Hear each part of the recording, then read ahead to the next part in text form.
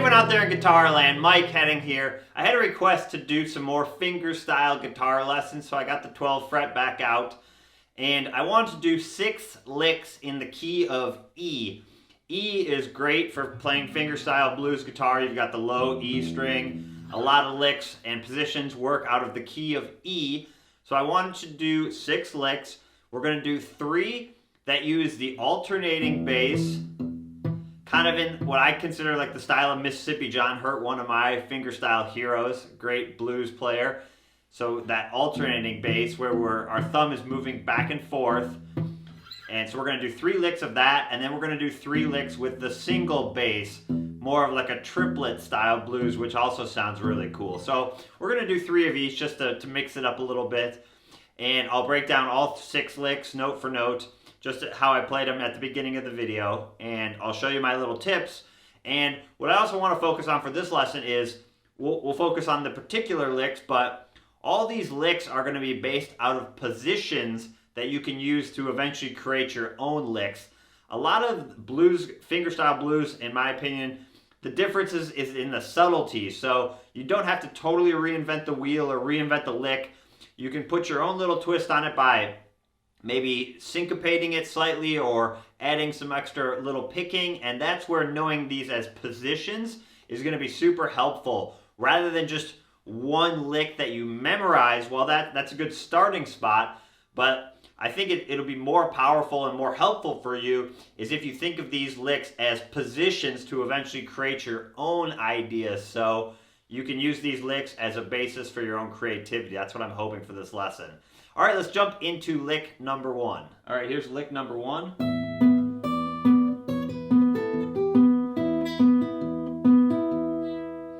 So we're going to work out of what is kind of like the A bar chord shape.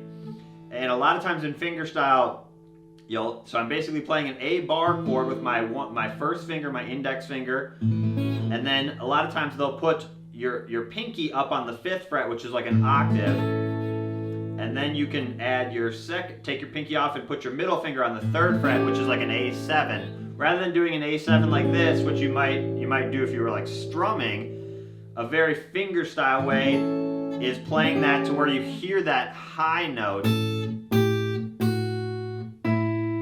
And then you can move your pinky down to the 5th fret of the 2nd string. That's basically what we're doing there. And then we're going to add 1 or 2 more notes, 3rd fret. And then you can actually go down to the 3rd string. So you hear how I'm walking those notes all the way down. And this time I'm hitting the 5th string instead of the 6th string, just because that's the A note. And then you can end on the 2nd fret with my fingers already down. So this is the position that we're going to be working out of. And all we're going to do is we're going to slide that up to, what is that, the 9th fret, way up here. So that's like an E. So you could think of it almost like this E bar chord, except now we're grabbing it here.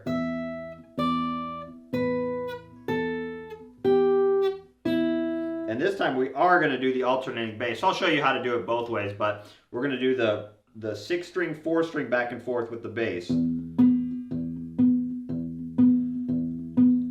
I'm kind of palm muting a little bit back here with my right hand to mute that a little bit. I kind of think of it as you want the melody notes to ring out on top, and you kind of want that thumpy bass. And you'll have to figure out exactly how it works for you. Everyone's hand is going to be a little bit different size, so it's not going to be an exact one-size-fits-all. But I kind of just lightly resting my hand on the back. So we're going to start up here with some pinches. I'm going to pinch the open low string, and then the 12th fret on the high string, and then alternate bass, and then 10th fret, and then alternate bass. So you have. So that might be something just to get down at first if you're just practicing that alternating bass.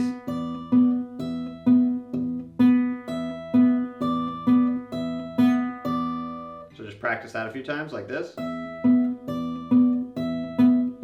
I'm really dropping my thumb down behind helps squeeze that. I feel like that helps, especially with this guitar has a wider neck. So that really helps me there. So one thing you could do right off the bat is you could syncopate it, or see how we're playing them all on the downbeats. You could also, if you wanted more advances, play them on the offbeats.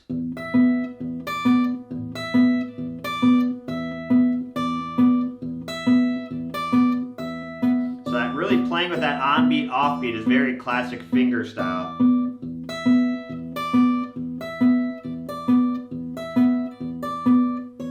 And then we're going to take your middle finger off and play the 9th fret and do a little picking. And then I move my pinky to the 12th fret of the 2nd string and I play. And remember, keep that bass going. And then 10th fret, bass, and then 12th fret, and then 9th fret. I'll have to, let me play it and then I'll break it down.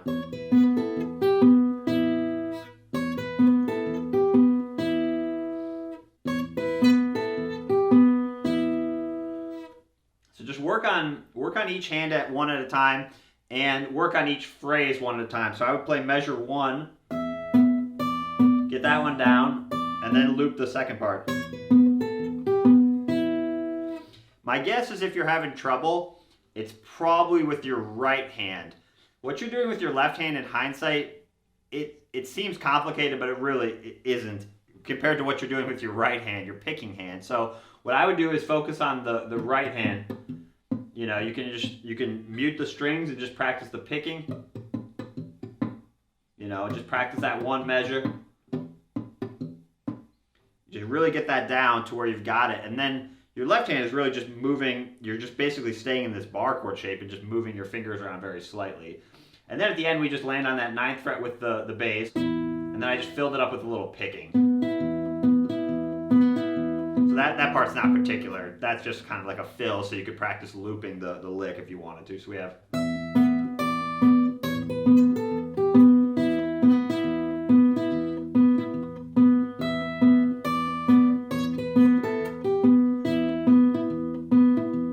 You could syncopate the first part.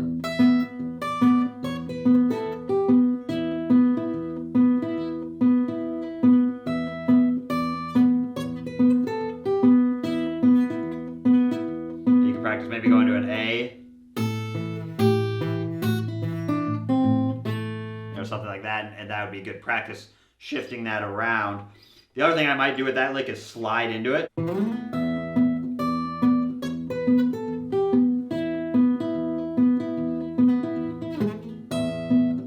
think that little subtle slide at the beginning. So I'm hitting the 4th string and sliding up. The other thing you have to do is like make sure your pinky's not leaning back too much.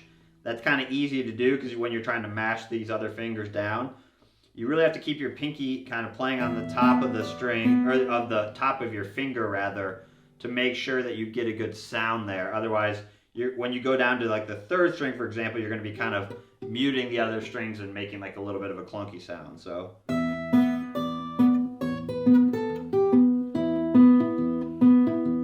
Alright, so that's lick number 1. Just practice that. You could practice the left hand too on its own. Just practice kind of just doing like strumming and just getting familiar with that shape.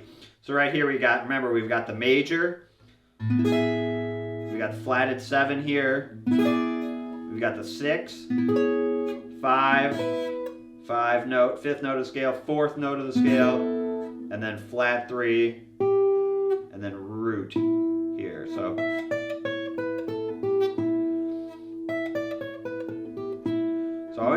I'm always thinking of those in relation to the scale too. So we're keeping that bass going, remember, but that's all we're doing is you should have. You could practice, you know, mixing those notes up once you get it down too. Okay, so that's lick number 1. Let's jump into lick number 2. All right, so for lick number 2, we're going to be back down here in kind of our regular E major shape. This is going to be more of a down the neck lick.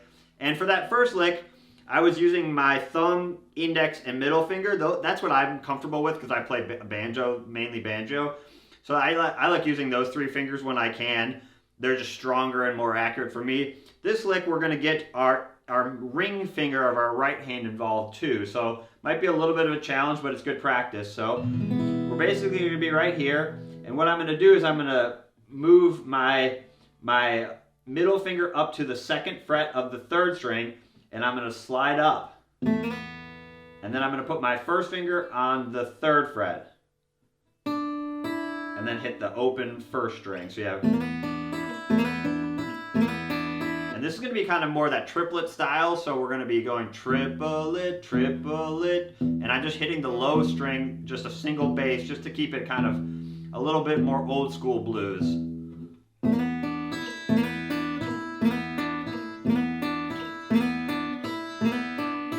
So I'm using all 3 fingers there with my index, middle, and ring there to play that, and then my thumb is obviously keeping the bass going. So we have, you slide up 3 times. So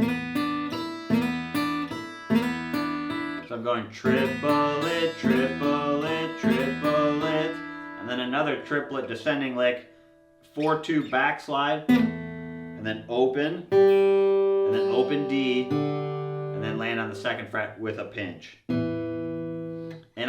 And that where it's a slower tune. I wouldn't do this on like a faster song. So you can kind of break some of the rules on that backslide. I'm using my index finger 3 times in a row. So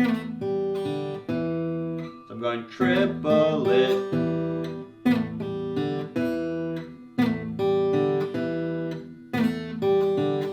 Get it kind of an aggressive backslide. So you have,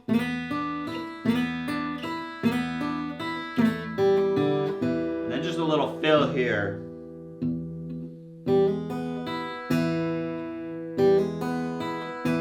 So I'm just doing like a little triplet with a 1 open 2 hammer on. So we're still thinking out of this E chord here, even though we're kind of just playing like a cheater version of it.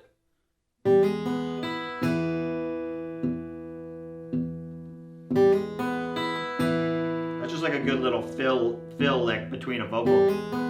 So this would be a good like descending phrase or a phrase after a vocal line.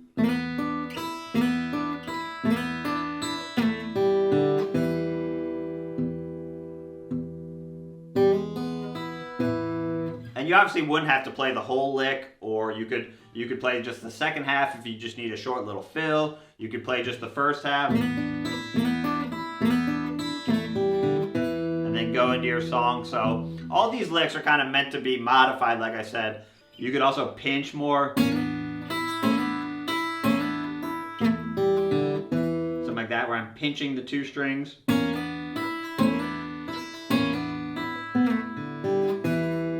Or do a little descending. Something like that, or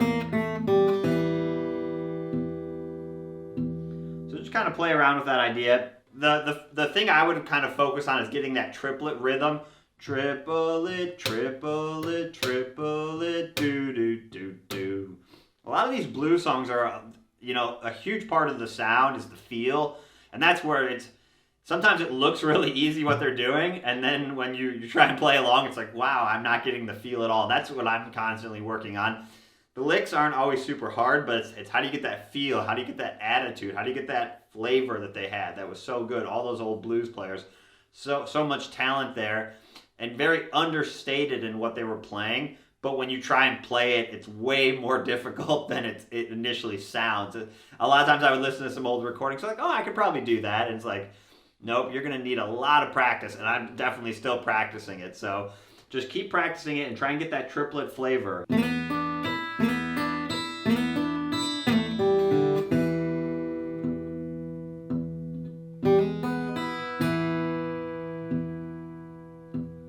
Alright, so that's lick number 2, kind of a triplet lick with the single bass line. Lick number 3 is back to that alternating bass, and it's going to be more working out of this shape, where our pinky is going to be moving around. We're going to be using this E chord. And I kind of go back to just my index and middle finger here with my right hand, just because those are my stronger fingers, so.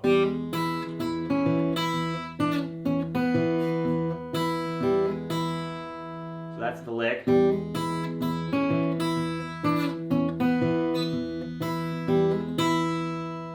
Again, another lick that could be modified to how you need it. So let's just break down the position. So again, we have our E chord here, and we're going to be hunting around with our pinky, just kind of like how we were doing up here. Now our pinky, the 2nd fret is our 6th note of the scale. The 3rd fret is the 7th flatted 7. So you have root, flat 7, 6, 5, and then that common open 1 hammer-on.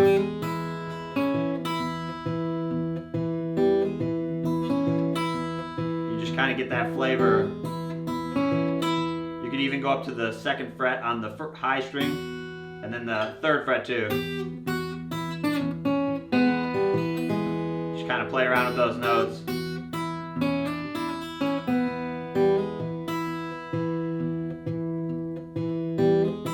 Doing a hammer-on with the bass, and then pinch strings 4 and 1, and then a little backwards kind of roll.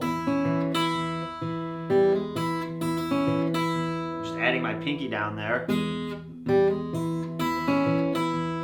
You could also hammer on,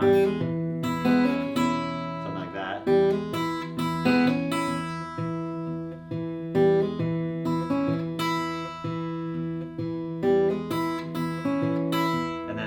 Bass note, and then pinch 4 and 2nd string, 4th string, 2nd string with this 3rd fret down, and then a quick little move. So I'm doing double index there, but only 1 bass note. Whoops, I just hit 2 there, but just 1 bass note, and then 2nd fret. So.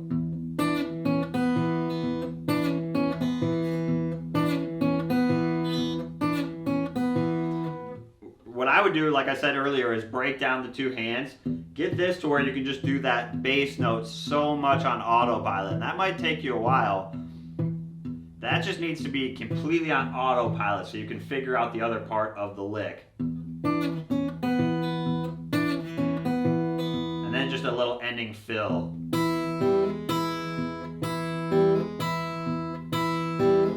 the whole lick is.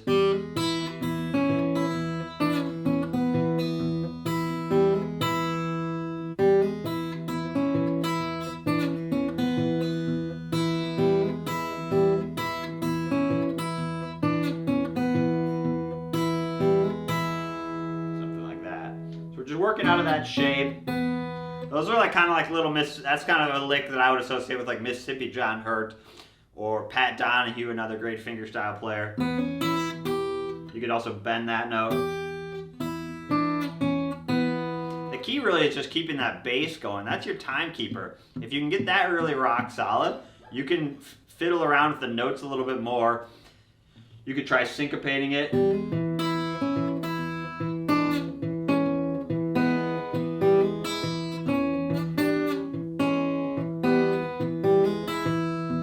Trying to keep that bass going.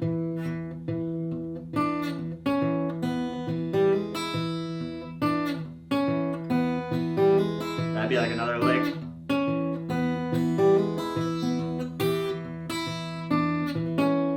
You can go to an A.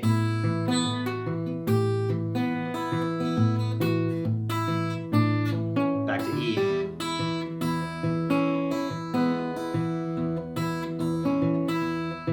Maybe A, you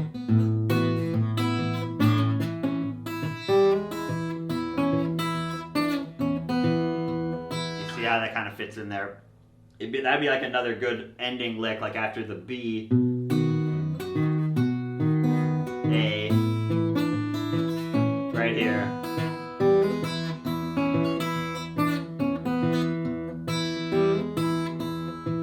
Start over.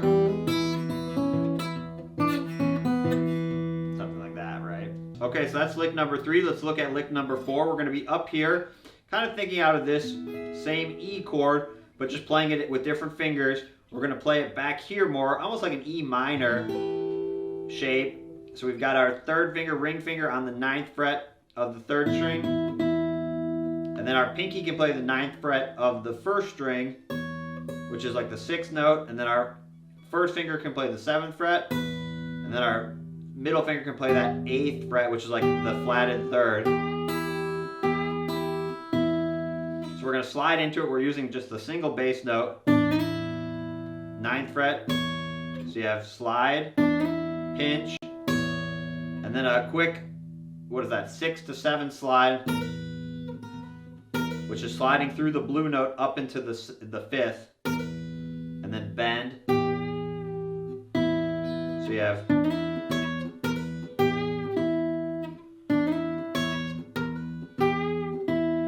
them all in the downbeats there. So pinch, pinch, pinch, pinch. And that's like a grace note, so I'm doing it quick. And then just a little fill. And then I'm gonna add my ring finger and do a little triplet.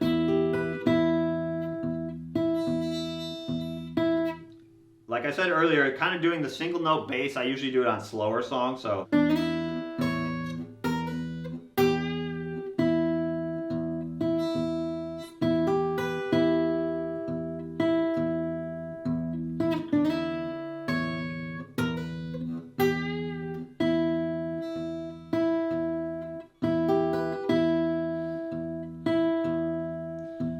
The other thing you can do is try and go from that lick or something, you know, playing up of that shape, and then go. That'd be like a good way to get back down. Or you could go.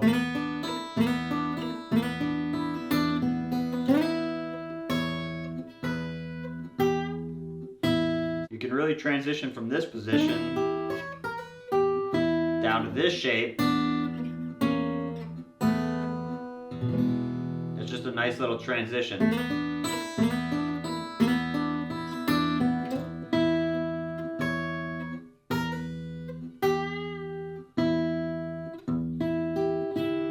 Just play around. So like I said, the lick itself isn't that important. It's getting that, it's kind of just an excuse to get familiar with that shape.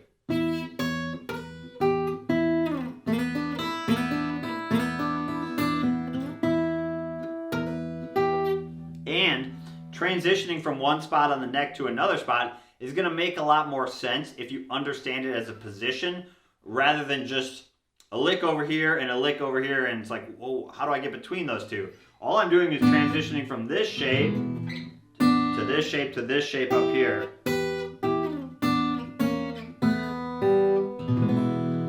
Alright, so that's lick number 4, not too hard.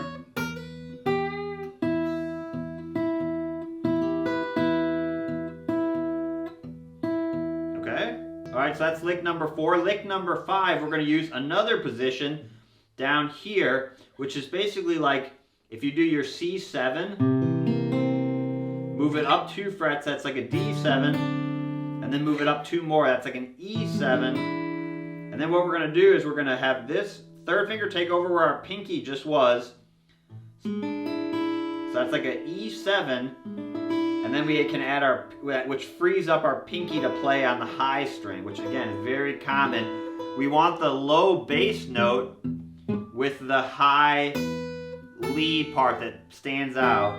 So it's kind of a combination of this shape, but just using a different inversion. Now we have the root and third alternating bass, which is a little bit weird. The song that I associate this position with is Deep River Blues, if you ever heard that Doc Watson tune. You know, that little lick that he does at the intro and throughout the song. That's what I associate this. I call it the Deep River Blues position.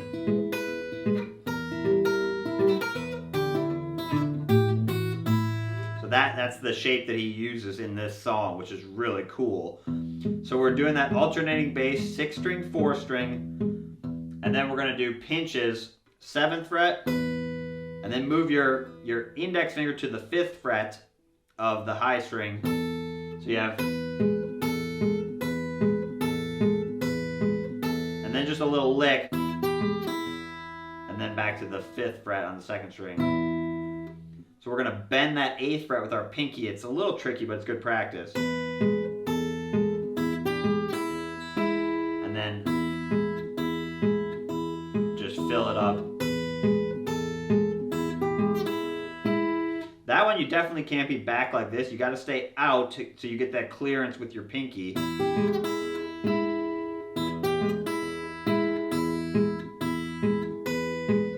You could also syncopate that.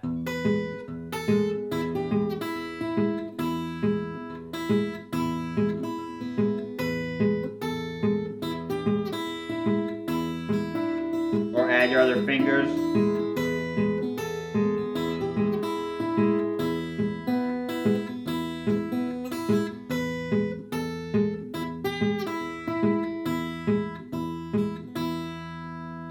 too hard. That's lick number 5. Just work this shape, and then you're down to that one. The other thing you could do is try and combine that with one of the other licks. So maybe you're up here.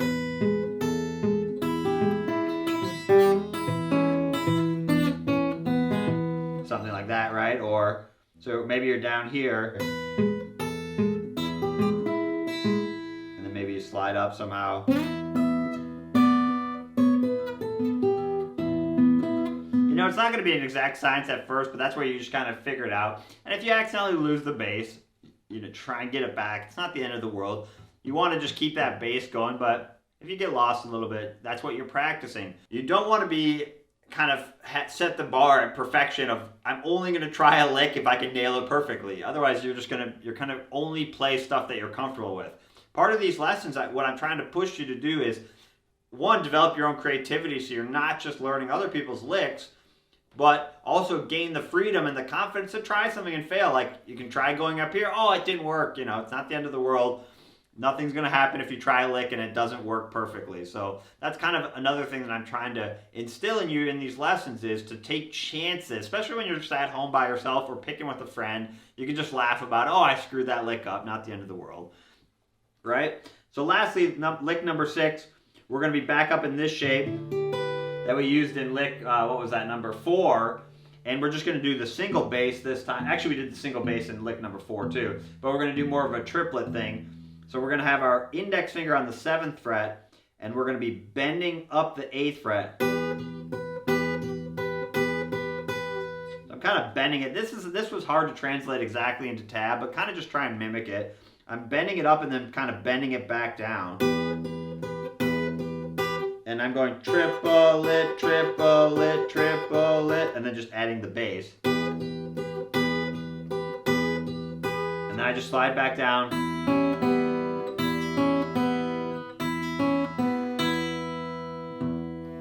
And then just a little fill.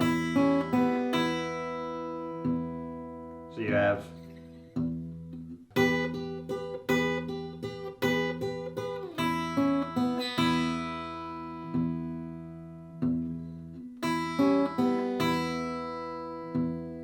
try it a little faster.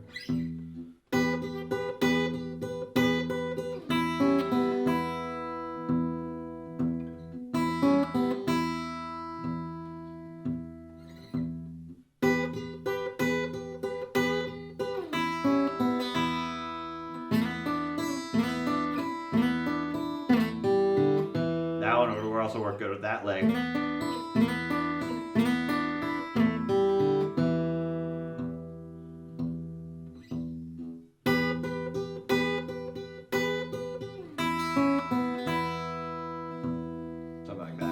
So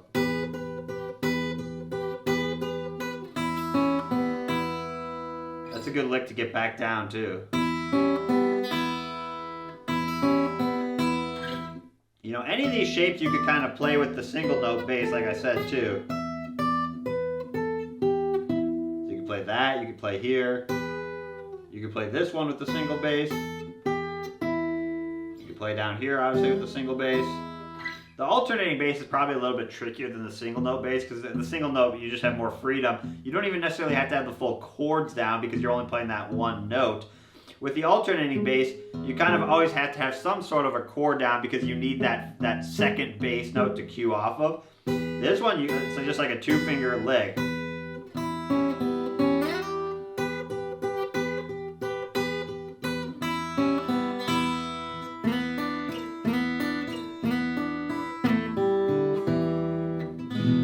Alright, that's 6 licks in the key of E, 3 with alternating bass, 3 with just a single note bass.